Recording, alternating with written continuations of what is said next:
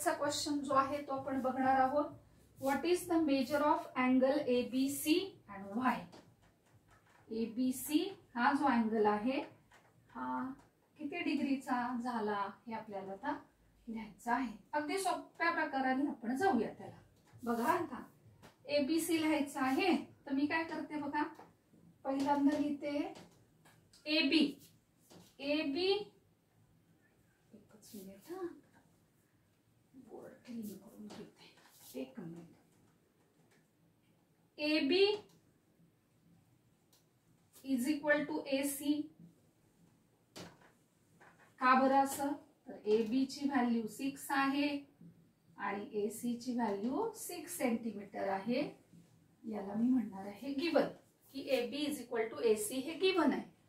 मग आता AB आणि AC इक्वल आहेत, याचा अर्थ AB च्या समोरचा अँगल आहे तो अँगल C आणि AC च्या समोरचा अँगल आहे तो अँगल B. रिझन आहे converse of isosceles triangles theorem. Theorem sorry, converse नाही, थिअरम. आइसोस्केलस ट्रायंगल्स थिअरम म्हणजे काय, की दोन साइड्स इक्वल आहेत तर त्यांना अपोजिट अँगल सुद्धा इक्वल असणार आहे. मग त्या अँगलला मी म्हणते एक्स. हा जो आहे तो एक्स. आता हे पण काढायचं बरं का, अँगल B काढायच्या पण भरपूर साऱ्या पद्धती आहेत, त्यातल्या सगळ्यात सोप्या पद्धतीने आपण जातो आहोत. आता angle A plus angle B plus angle C 180 degree, का तर ही ट्रायंगल्सची प्रॉपर्टी आहे. त्यामध्ये माझ्याकडे आहे अँगल A आहे तो 90 डिग्री आहे. आता प्रत्येक वेळेला हा क्वेश्चन स्वतंत्ररित्या विचारला जाणार आहे असं तुम्ही कन्सिडर करा. त्यामुळे इथे तुम्हाला सेगमेंट CA हा टँजंट AB ला परपेंडिक्युलर आहे हे प्रत्येक वेळेला लिहावं लागेल.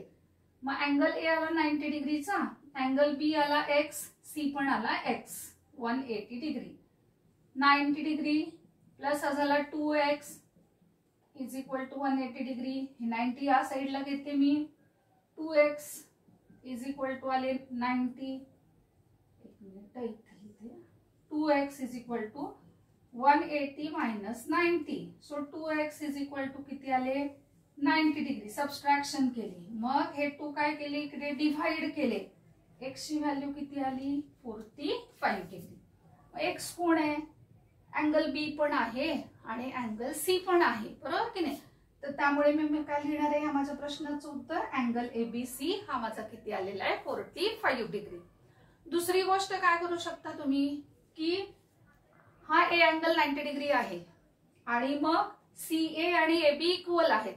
याचा अर्थ हा आहे isosceles right angle triangle. Isosceles right angle triangle म्हणजे काय, एक अँगल 90 डिग्रीचा आणि बाकीचे दोन्ही अँगल इक्वल आहेत. त्यावरून पण तुम्ही तो 45 डिग्री हे लिहू शकता.